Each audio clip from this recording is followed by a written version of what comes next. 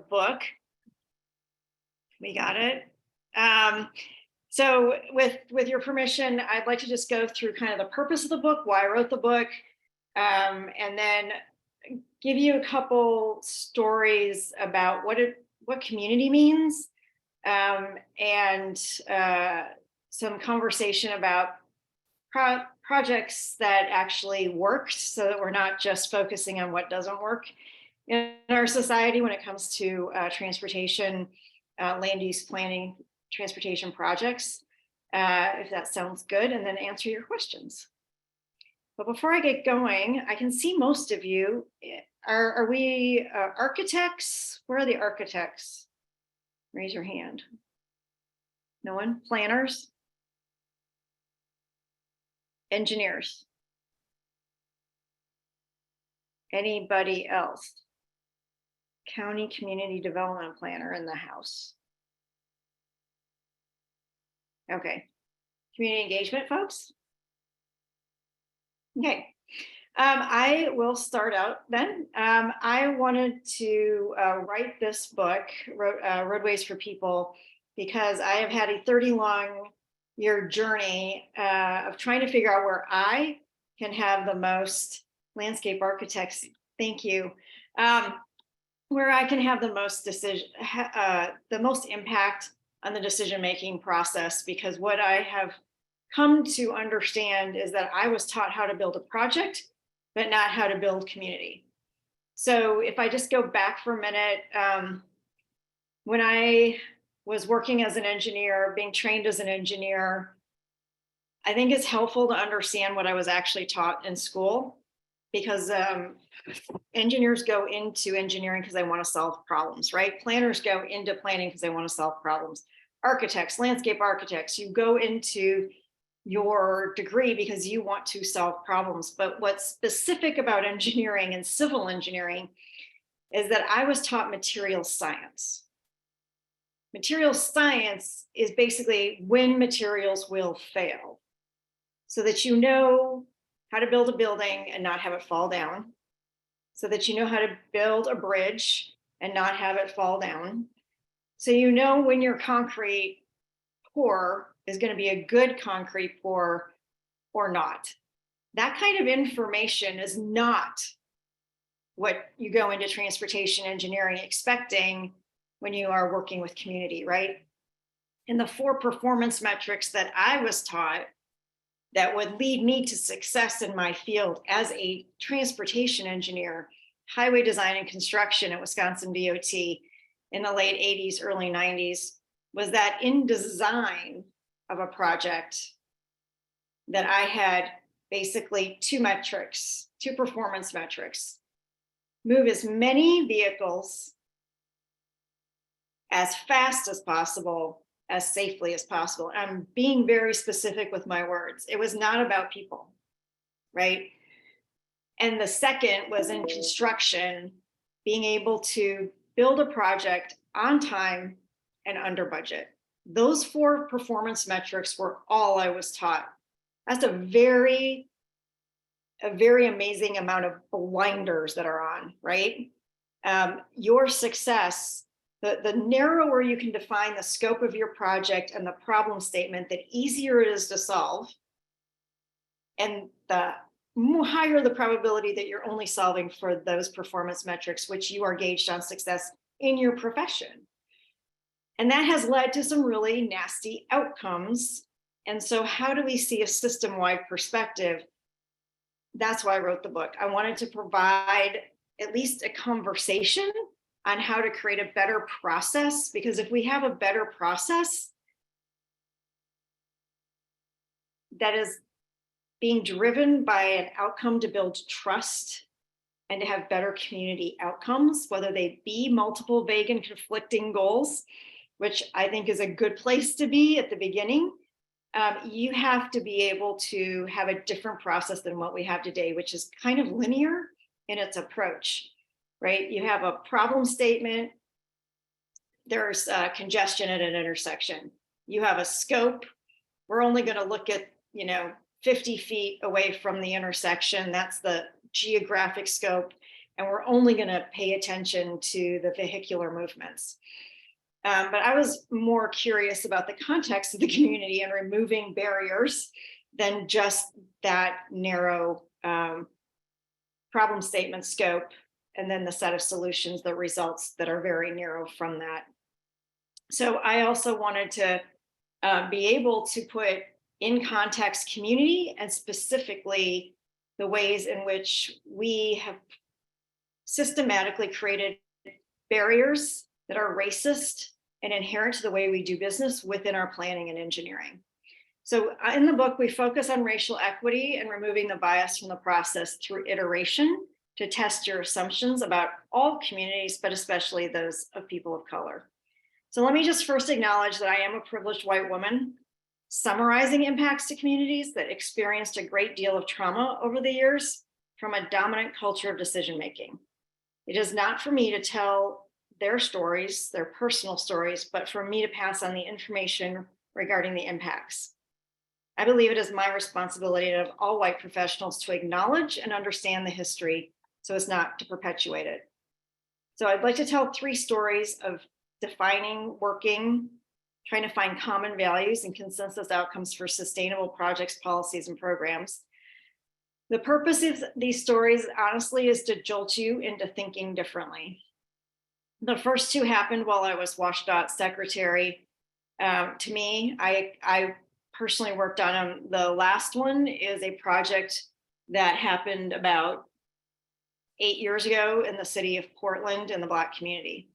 So they're, again, different communities, different definitions of community. I just wanted to lay this foundation of how we need to think differently and get really detailed on the context history of community.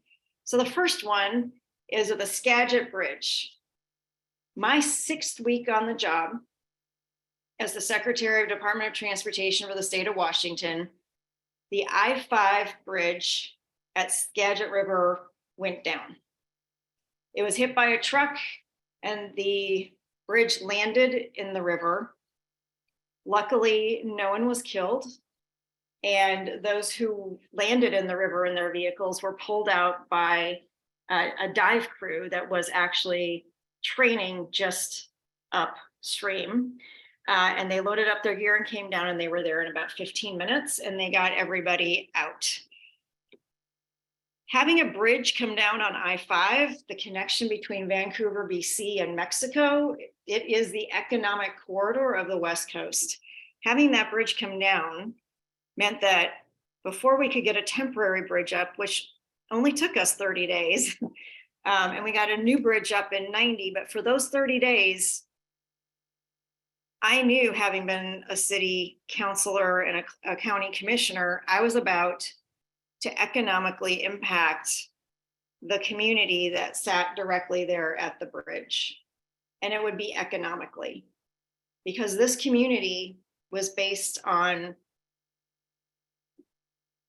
visitors coming in from Canada for tax purposes. It was better to come into the United States and go to these outlet malls than it was to go to stores in Canada. So there were a lot of folks that were coming in, and we were about to send hundreds of thousands of new trips through a very small transportation system and affect their safety as well as the access to their businesses. So I made a commitment that we would not just set up a route. We would not just set up the route and walk away. We would be on the scene 24/7. And if the city, the mayor, the city manager, the public safety officers saw any safety or any access issues, we would move as quickly as we could. We would not question it. We would be on the scene immediately, because this is going to have such an impact. It had such an impact that these folks that were diverting off of I-5, who were in a hurry to get to their next destination, were creating a safety issue on a daily basis. And in the end, one police officer on a motorcycle was killed because of somebody who was not paying attention. So I say this because it's an emergency situation. It's a community who's economically dependent on being near I-5, but cannot sustain having I-5 in their community, is low income, service wage job dependent. And we were putting all of this traffic through. It was just a moment to recognize that all of those travelers going through a community at that point could not be the priority. They needed to slow themselves down and behave inside the city in a different way than they would have on the interstate, which is a really big issue for any town to have to live through. But we were there and we were present and we were engaged and we were listening and empathetic. The second situation was about a year later. Same community, just slightly east of the Skagit Bridge, was the Oso slide. One morning I got a call. Lynn, there's been a slide. We don't know how bad it is. It turned out to be a mountain that had collapsed into a river where there was also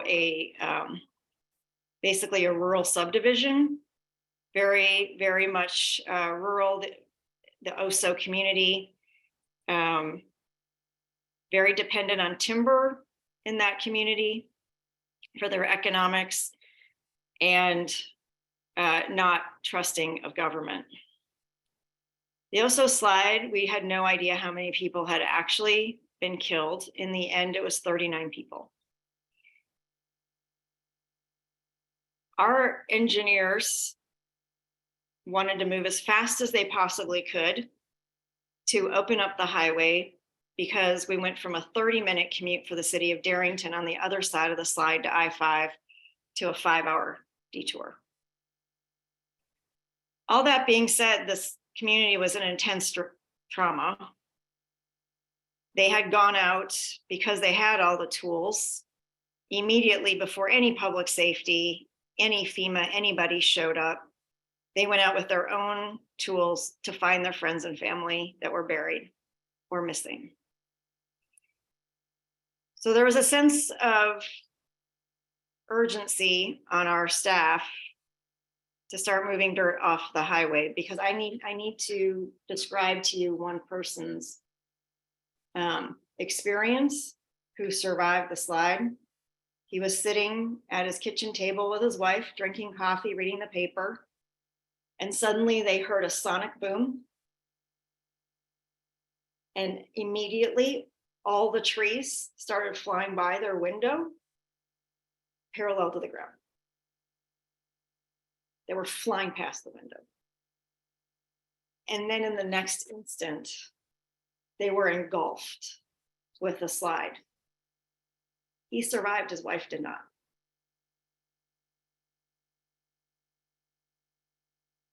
This is the moment when you have to really take a step back and not rush into a situation, right? And this is the way we should be with every community. We should not be stepping into solutions before we've even defined what the problem is. So I called a timeout. I said, listen, guys, we cannot move forward with removing the dirt, the material, the home, the people, because there were still people missing. And when I say people were missing, you don't end up with full bodies, right? So I'll just leave it at that. So I got a lot of pushback internally. We need to move the dirt. And I said, hey, just because your colleagues who moved so quickly on the Skagit Bridge were given honors and awards nationwide, doesn't mean that we are moving fast on this one. With this one, we have to move more slowly, and we need to go talk to the community. So the Washington Department of Transportation and the governor went in and we held a town hall. And our intent was to say, how do you want us to proceed? What methodology do you want us to use?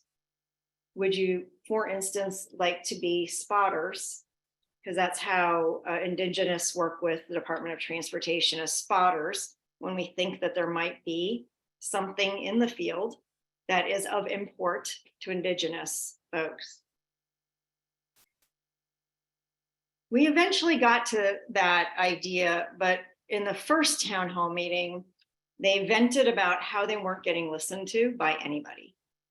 Anybody. The county, the state, the feds, they had questions about whether they even owned their land that was now buried. There were forms to fill out. They didn't understand the forms. Well, WashDOT is not, we are not all of that, right? But what we took to heart in that moment is that while we have authority over the transportation asset, we have influence.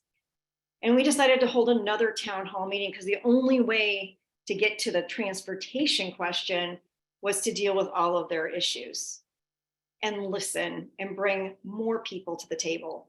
So we held another town hall and we had the county come in, we had the state come in so that they could provide wraparound services for these folks. And we held their hands and became trusted members of the community. Our staff did, because we took the time to connect them and not just do what was in our authority in the box. We stood by them as they decided to be spotters.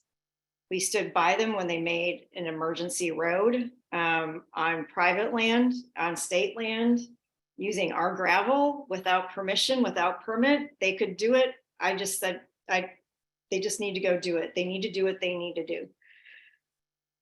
We built up a lot of trust.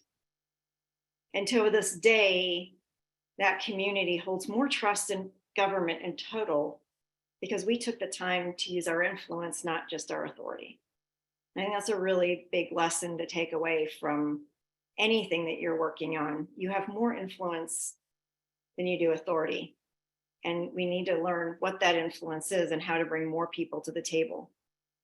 The last story I'll just go over is one, again, that happened in the city of Portland in a Black neighborhood, North Portland on North Williams Avenue. The Bureau of Transportation for the city, the maintenance department, knew that it was going to go in and do an asphalt overlay and a couplet north through the Black community, and went ahead and made a decision that it would be time to put in a bike lane for safety, because they had gotten a lot of calls saying that it would be nice to have a bike lane there. So their perception was that they were doing an asphalt overlay with a safety project. You know, it's cheap, it's easy. Why would we need to go talk to community? Well, someone inside the department was talking to someone in the Black community who then telegraphed out, the city is about to do an asphalt overlay and stripe a bike lane. And the community went crazy mad. And in order to understand why they went crazy mad, right, is first, they had not been listened to in years and years and years, and no one bothered to come out and just give them a heads up. Second, the bike lane was a representation of the historic trauma, because who had been asking for the bike lane? It was the white cyclists that lived to the north in an area that had been gentrified. So they held a meeting, and what the community came out and said is, we have been asking for 20 years for a better sidewalk network, for safer crossings for our kids and for our seniors to get to church, to get to the park, and to get to school. And you have not listened to us. And now you're coming in and giving a benefit to those who live outside the community, and you haven't listened to us. The city took a step back. They did a lot more outreach. They did a lot more thinking. They did a lot more acknowledgement. And in the end, the sidewalks were upgraded, the crosswalks were made safe, and curb ramps were put in, and the bike lane was striped. The area has been gentrifying. So even a small project such as that provides a benefit is still, right, still accelerates that gentrification and did not solve all of the problems in the community that had already started, but it accelerated it. And it's, again, something to take into account when you have even a small project in terms of money, in terms of ease of putting it in for the city. It has huge impacts system-wide on the housing, on the access to the cultural and educational institutions within the community. And it's just really something to think about. So let's just check in on some of the things that last example pointed out of a dominant culture, system, beliefs, attitudes, norms that advantage white people while oppressing people of color. And this came from the DR Workbook website. It's a list of just things to keep in your head that make it it's the barriers that we put up and need to be removed. And you'll see this in all three examples. There was a sense of perfectionism that we needed to do in the OSO slide example, right? Perfectionism. We have to be the best at what we do. We have to do it fast, a sense of urgency. There's a defensiveness quality to what happens when we go in and first we defend before we listen when we should have been listening. There's quantity over quality. There's the data collection is more important than the lived experience. And what we collect data on is what we value. And we make it very clear that if we are not collecting the data, we don't value it, or at least that's how it's perceived.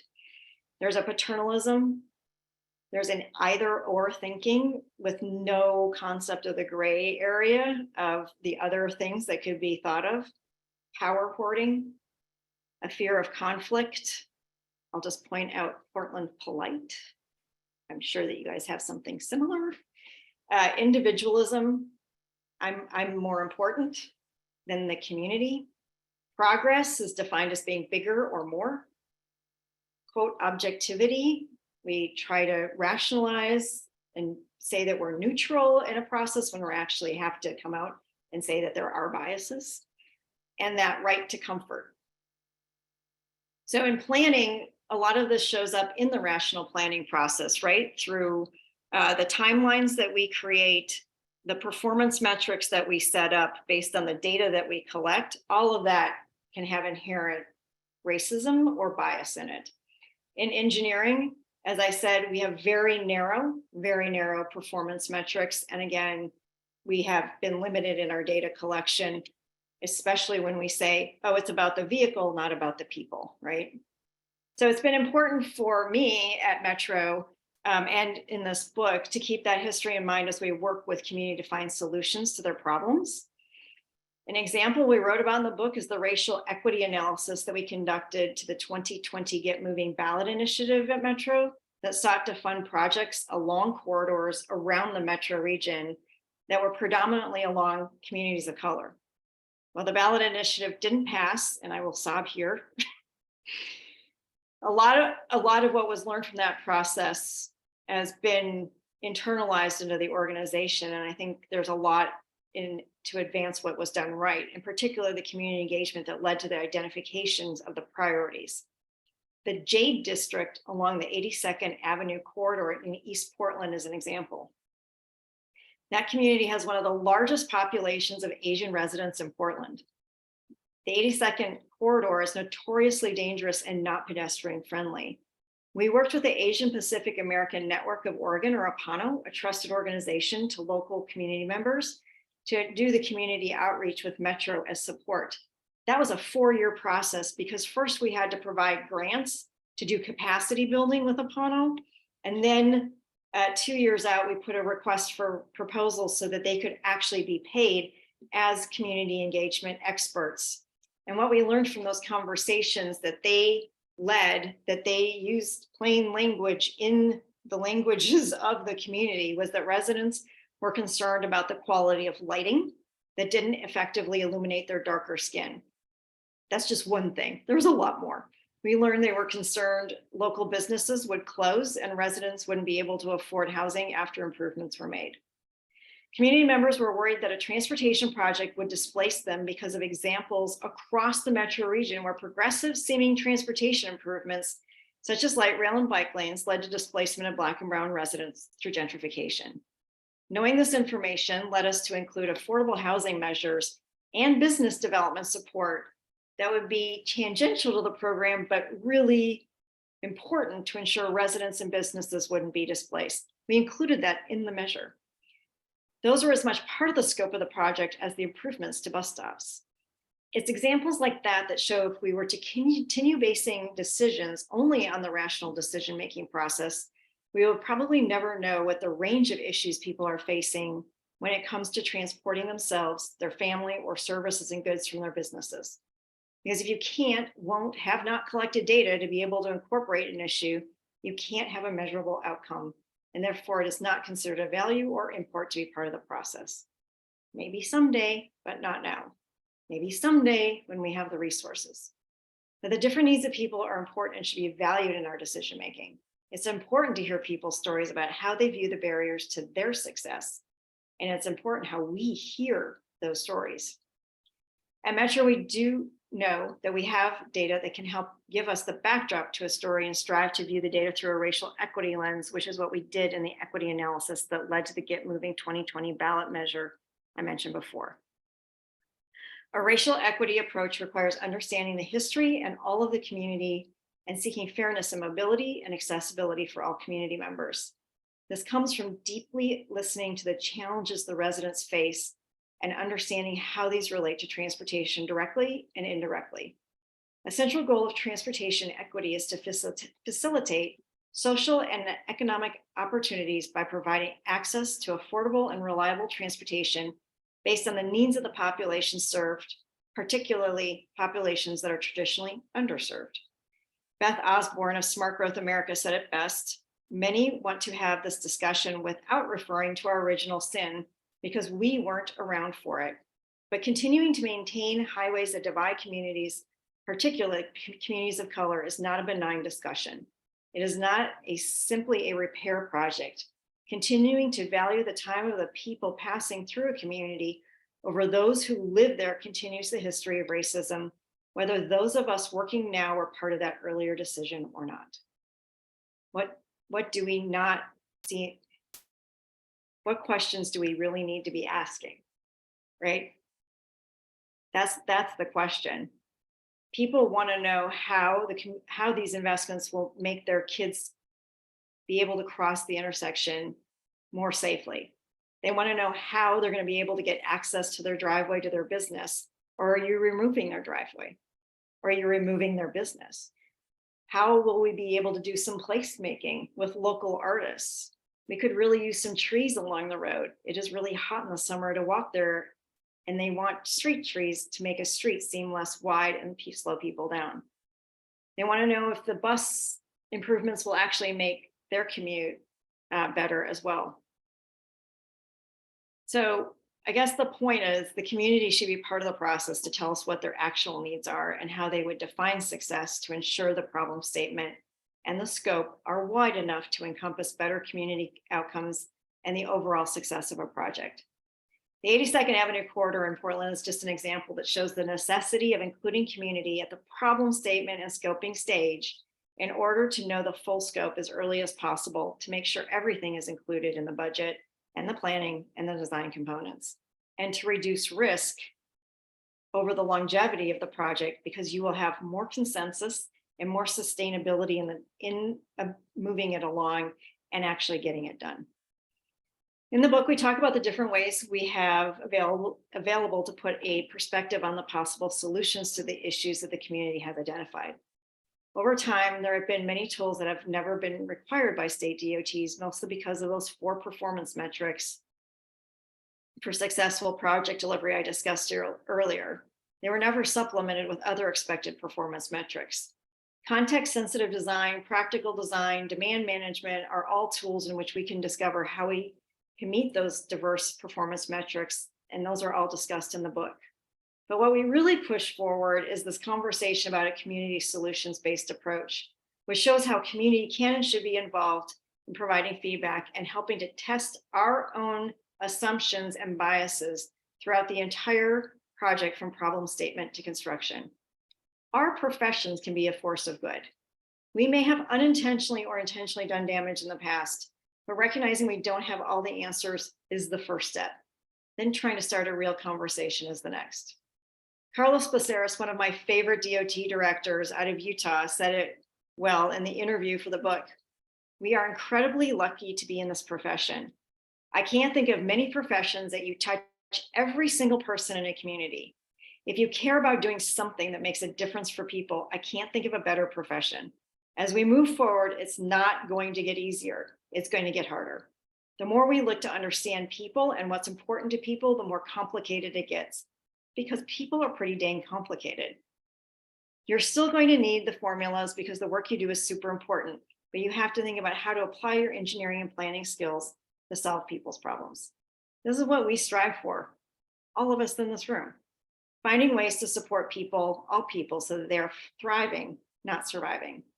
Then and only then will we recognize and fill the gaps in disparity, and only then will everyone feel safe in their communities. I want to thank you for starting this conversation in your community. I want to thank you in advance for everything that you do to move your region forward. And I hope you walk out of this moment together wanting to ensure that every voice is heard, a final design has ownership across a broad section of our community, and a community has been rebuilt, repaired, culturally, physically, visually, and economically. So I appreciate your time. I appreciate our hosts for today.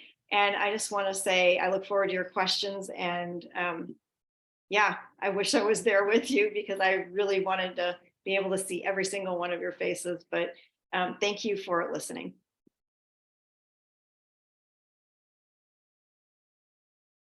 All right, thanks so much, Lynn. As we transition to the Q&A portion of this, if you're in the room here, as opposed to calling on y'all individually, if you have a question, we invite you to come up to the computer, ask it in front of the speaker, and we will try to oscillate between online questions and in-person questions as best we can.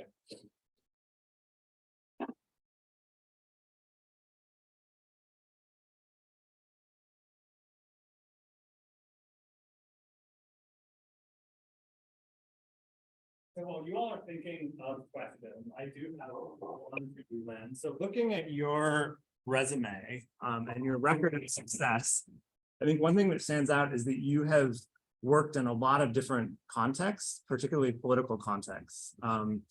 Knowing a little bit about Clackamas County, where you were a commissioner, it's a wild political place with lots of challenges. So this is a suburban to rural county just outside of Portland, and a lot of sort of anti-Portlandness coming out of certain parts of Clackamas County, I would just for quick context.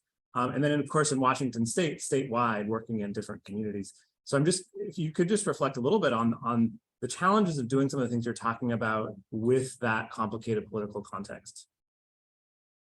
Yeah, well, I mean, I don't know of any place right now that doesn't have the polarization that is created throughout the United States now. It's really seeped into local politics. I didn't start drinking till I was 38 because of the Tea Party, and there were guns in our hearing room, right? And the bullying that was going on, and that was in 2007. So what we're experiencing now, I feel like I've been experiencing for almost 2 decades. I think the number one thing is that I have to believe that at some level, there are common values. And that we sometimes get drawn into debating issues and debating solutions when we should be talking about our shared values and the outcomes that we want to see based on those values. That changes the whole perspective of the conversation from a debate to a consensus building opportunity. it's hard. It's really hard work. But I feel like it is the only way forward for a democracy. We have gotten away from having the skills to do that. And the conversations are only going to get harder. And we need to build up a base of knowledge within our communities again about how to do that. Thank you.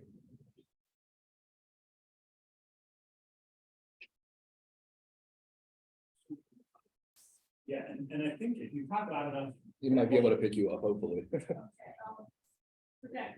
do you have any recommendations on how to, go into a community when you're like an outsider? So maybe in the beginning of your planning career, you'll go to a new city and you aren't quite familiar. So how do you kind of approach the community with a big part of that? Yeah, Arlie, can you repeat? Because I got some of it, but not all of it. Yeah, it was essentially, when you're new to a community, essentially, are there any methods or steps that you think would help in sort of integrating yourself into a new community where you might be an outsider at a current moment?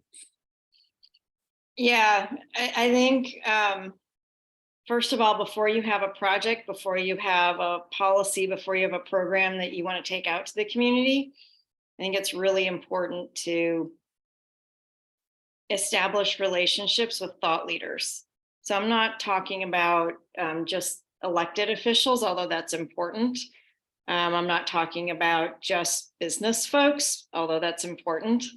There are people in every community that are the thought leaders.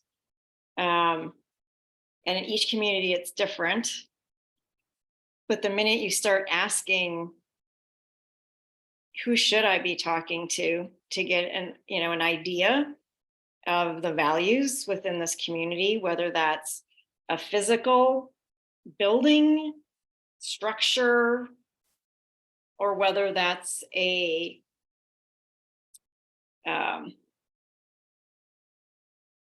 worry that they have or their basic, who's setting up the norms basically within the culture there, right? Who does everybody go to? Is it a pastor? Is it just a longtime resident that everybody trusts? Is it a longtime business person that has done a lot of socially mission-driven work in the community? Where are those conversations being had and who's leading them? And then just sitting down one-on-one, the more time you put into that, the more you start to understand the basic structure of the community and where to go for advice when you actually do have a policy project or program that you need to work with the community on. If you don't start those conversations before that, there's going to be a trust barrier that you're going to have to work really hard on, because you can't just go in cold and start in on a project. There has to be a really laid back discussion where you're just asking questions and listening, right? That's the first thing. Second,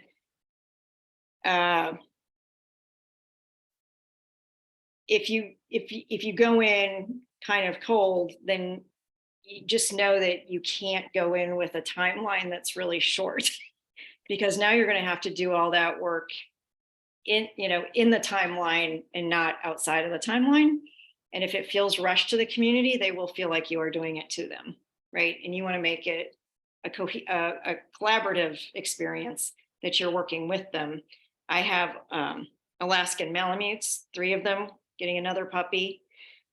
They're not dogs that take direction. They want to work with you. And I think that's a lesson that we all should learn, is that everybody kind of want to work together. They don't want things being done to them, right? And if that perception happens, you've lost any momentum that you might have had to begin with, and it's a risk to your entire to the organization itself. Thank you. We have some questions in the chat. Ryan Stevenson's got a few, but one of them is, can you speak to the irony of conservative estimation and design? Building to maximum potential, as in volume, speed, trip generation, is really counterproductive to local economic growth.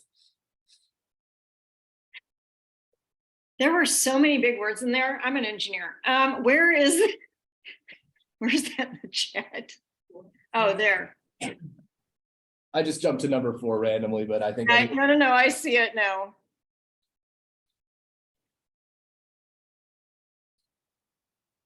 Right, okay, so if I break this down, the question is basically the existing system promotes growth of the transportation system, specifically for like adding lanes to accommodate additional volume.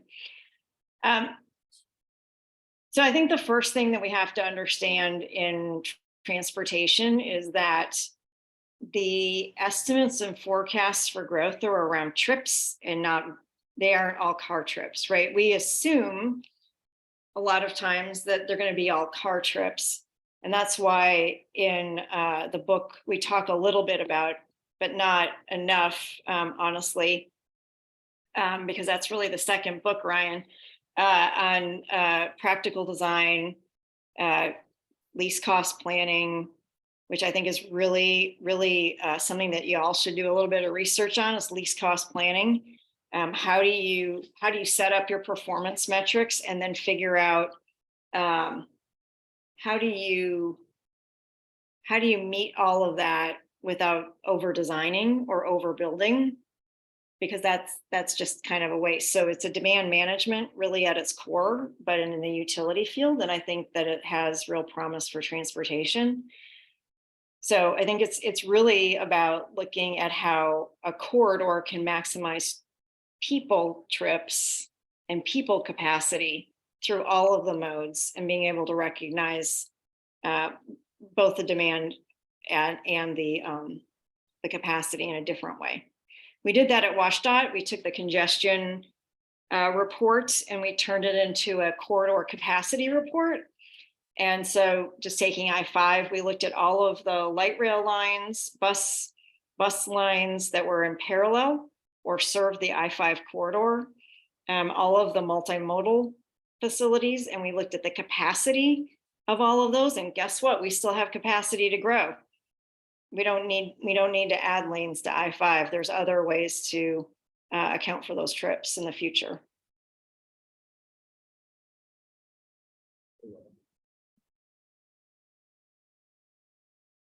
I hope I answered that question. Hey, Lynn. My name's Ben. I'm from the city of Tucson, Department of Transportation and Mobility. Yay! I have some of my colleagues on the call online that are from our planning and engineering divisions. Can you just provide a little bit more context to the 82nd Street project, and maybe a little about like the vision and scoping of the original project versus the outcomes, and what you would see as a success for the project and the community, kind of those trust building outcomes. Yeah, and what is the corridor you're doing bus rapid transit on that goes up to the airport that I saw? Yeah, Tucson Norte Sur. So that's from essentially the north side Tucson Mall to downtown through the city of South Tucson to a major transit center on the south side, and then out to the international airport. I think it's very similar. So yeah, let me talk about the bond measure creation, because we basically threw out a lot of the norms for creating a bond measure. First, I said, working with staff, I don't want to go to the State Transportation Improvement Program. I don't want to go to the Metropolitan Transportation Improvement Program for the project list, right? That's why we chose the 13 corridors instead. And those corridors were based on coming up with criteria, performance metrics, just to pick the 13 corridors based on a 35-member community-led committee for the region that had a very diverse set of perspectives on it. So they chose the 13 corridors, and in those 13 corridors, there were two things that happened because we knew that we were going to locate them in low-income communities of color, disinvested corridors. We knew that that's where we were headed because that's where the most need is. So like I said, 4 years before we put it on the ballot, we provided grants out to the community-based organizations to do capacity building. And that meant bringing on people inside their organization that were transportation focused, that would then understand transportation land use and the process, and be able to understand the terms and put them into plain language, so that 2 years out from the ballot measure, we put out requests for proposals for community engagement that allowed the CBOs to actually propose and win because they had the capacity to do the work. So they led conversations within the community in their own, like in the Jade District, they specifically, held the meetings in the Jade District at times when the community could attend in a myriad of different ways, in a myriad of languages, and provided daycare, provided stipends to people to be able to come, all of the traditional stuff in that regard. But it wasn't, I saw that you guys had community liaisons or ambassadors. I forgot what you called them. Yeah, and I thought that was a great ad, but I think that this community-based organizational capacity building is yet another way that you could think about getting even more done and more input, because the level of detail, if you look at our racial equity analysis for that measure, we did a comprehensive view of how did we do and what we gained from that knowledge. We got a lot of detail.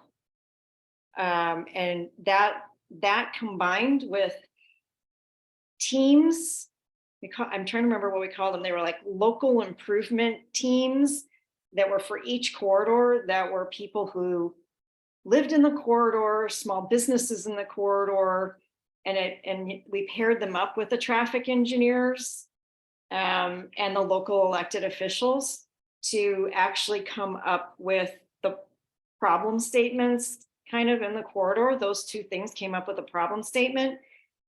And that the level of detail was where are the safe crossings, sidewalks, trees. It wasn't based on the traffic engineering information. That was informative, but it wasn't based on that. It was based from the lived experience of what they needed. And the number one thing they need is more trees, because it's so hot now.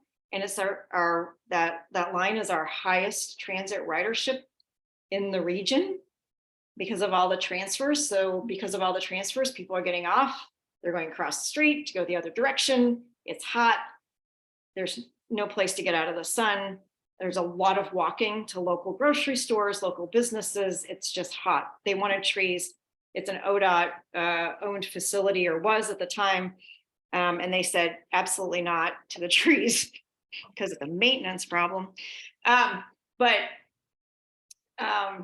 the types of projects, again, were not defined by a traffic engineer. They were defined by the community of what needed to be done. They wanted the bus rapid transit. They wanted all of this other bigger stuff, but it was defined in the detail of where and what they needed based on their lived experience. Again, I'll just highlight, in the ballot measure, we ended up with about 5,000 streetlights in those 13 corridors, because none of them have streetlights.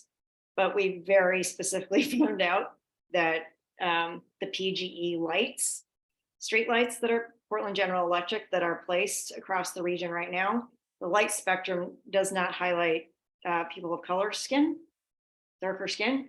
So we would have put in 5,000 lights and they wouldn't have helped. So it got that level of detail out from different, from way different perspectives than we would have ever had. Does that help?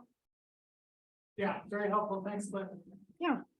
Well, I know we have more questions, but we are unfortunately at time currently. Again, apologies for the late delay in getting started, some technical issues, but again. Yeah, and we do have our little raffle for the books here. So just a reminder, if anybody else wants to put their name in here, anybody else need to fill out one of these little guys?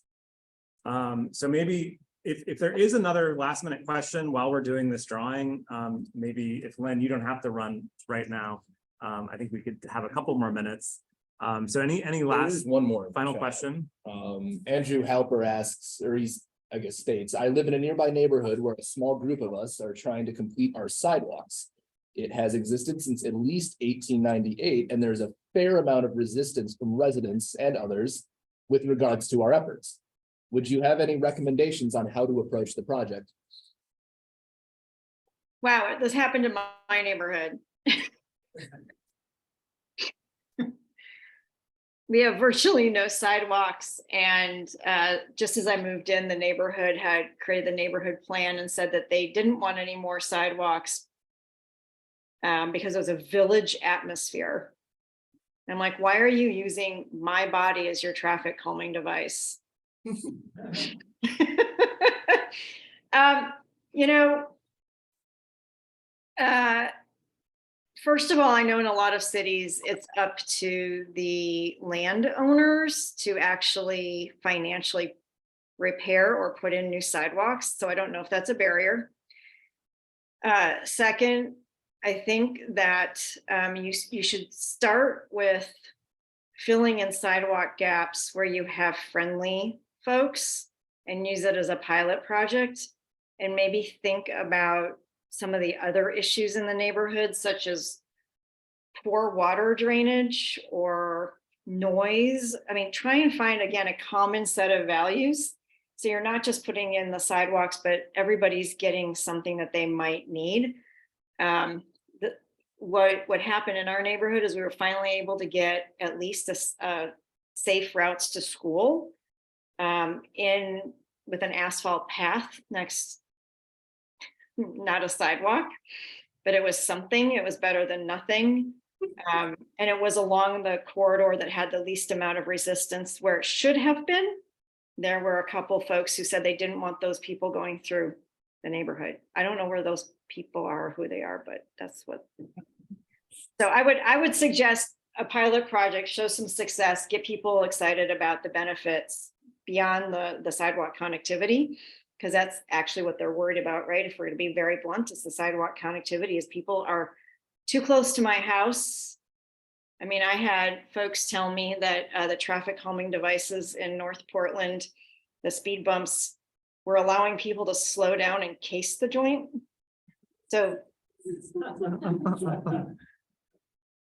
Wow, classic. Wow.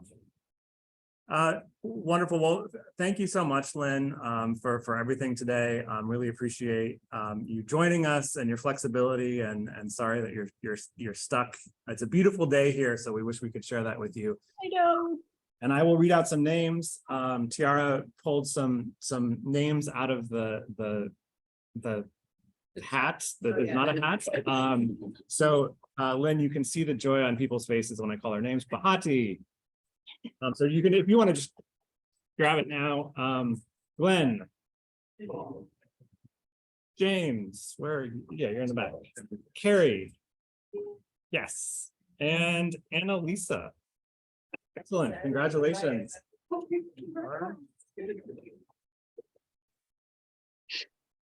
Thank you, everybody. And thanks to Arlie, thanks to Christina, thanks to all of you for caring enough to get into this profession. My last statement will just be, I saw the landscape architect come up. I think all roads should be designed by landscape architects and actually built by engineers. Thank you for adding that. Awesome. Thank you so much. And even if you're joining us remotely near campus, we have plenty of sandwiches, so come on through to CAPLA. Thank you, everybody. Thanks. Bye.